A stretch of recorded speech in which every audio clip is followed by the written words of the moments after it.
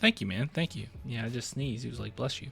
De'Aaron Fox, contract. Chat's bringing this up. I haven't even thought about this, but you guys are right. There's multitude of articles on this. So someone said they was supposed to happen today. Is that right? Oh, he's just eligible to get it today. Okay, that's a huge difference between like the Spurs promised it today and he's just eligible for it. All right, so let's see here. Let's read this article. People around the NBA wondering about De'Aaron Fox's max contract. So first and foremost, as you guys know, the San Antonio Spurs, they have a knack for signing deals that are fairly team friendly, right? But I don't know. I don't really have a doubt in my mind that the Spurs would give him the extension, right? So let's see here. The Spurs traded for Fox at deadline 2024 in okay. And as Clutch Points Brett Siegel reported, Fox became eligible on Sunday for a 4-year, $229 million extension.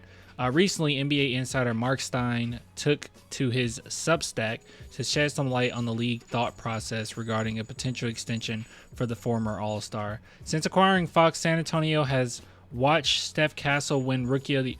Okay, let me be real, okay? Let me be transparent here. Steph Castle winning Rookie of the Year is impressive, okay? I'm not taking anything away from him. He was really good. But Steph Castle's percentages weren't that great, and also I don't think that he's better than what the San Antonio Spurs expected him to be. At least from how I viewed it, Steph Castle did not exceed my expectations. This is how good I thought he was to begin with. I don't want to take anything away from him, but like in his class, him being Rookie of the Year, I knew right off the bat that he was probably the best player in that draft, right? But it's not the strongest draft in the world. So I just don't like that as a talking point to say, okay, you acquire Fox, but Steph Castle, he's exceeded expectations. I don't think he's exceeded expectations. I think he's been great, and I think the Spurs expect him to be great. I don't know. That might be like a controversial take. I'm very high on Steph Castle. It's just, yeah, anyways.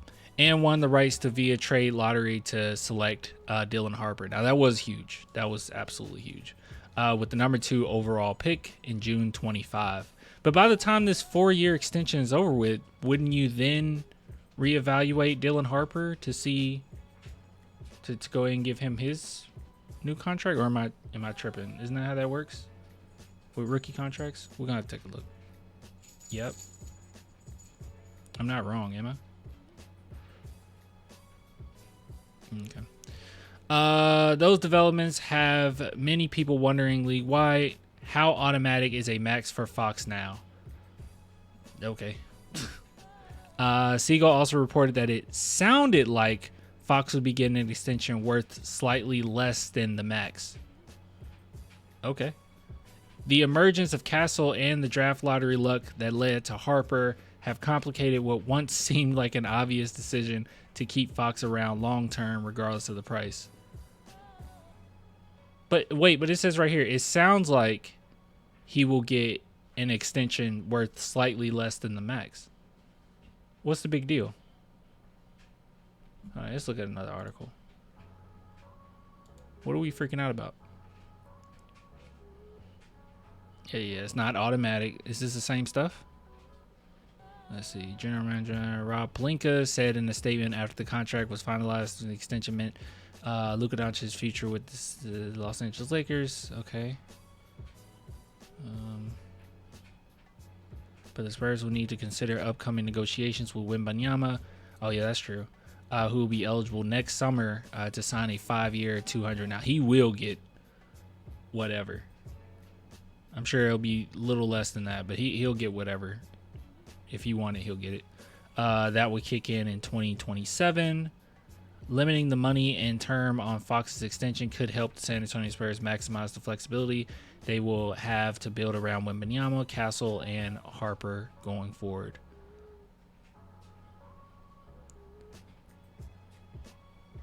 I just don't think this is that big a deal. Fox is huge for this team. I don't see the Spurs just throwing that out the window. But one thing they've done time and time again is making sure that the team is set up nicely, right? And most of the time, I mean, we haven't really seen. Honestly, have we seen it? Can someone name in the chat? Can someone name a player that's been like upset with the San Antonio Spurs when it comes to their contract? I feel like most players we get are pretty content with what comes out of it, and it's almost always team friendly to some extent. Like, I don't think that they're just going to put all their money into one basket with De'Aaron Fox, but like, they're going to compensate him.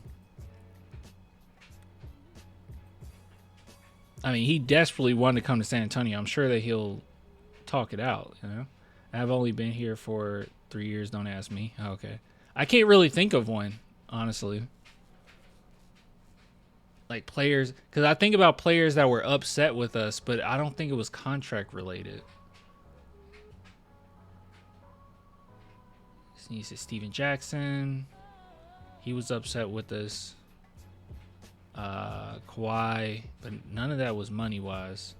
Yes, the Spurs reevaluate who is a third guard. Evaluate who in this 3-guard will be the starting 5 and who the point guard of second unit is a win-win situation. We have Tony Parker, Danny Green, and Manu Ginobili 2.0. Okay, I do want to like. I do think that Steph Castle, assuming that you're saying that that's the Danny Green, I do think Steph Castle's better than Danny Green.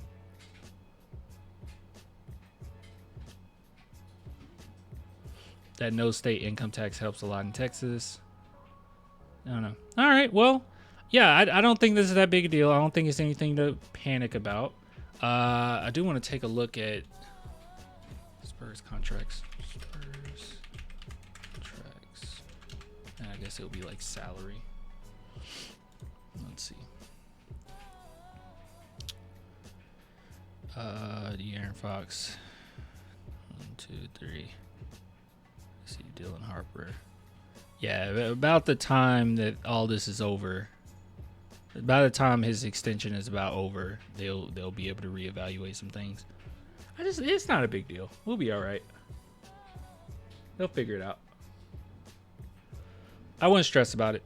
Yeah, it's a big difference between it could have been done today and it was supposed to be done today.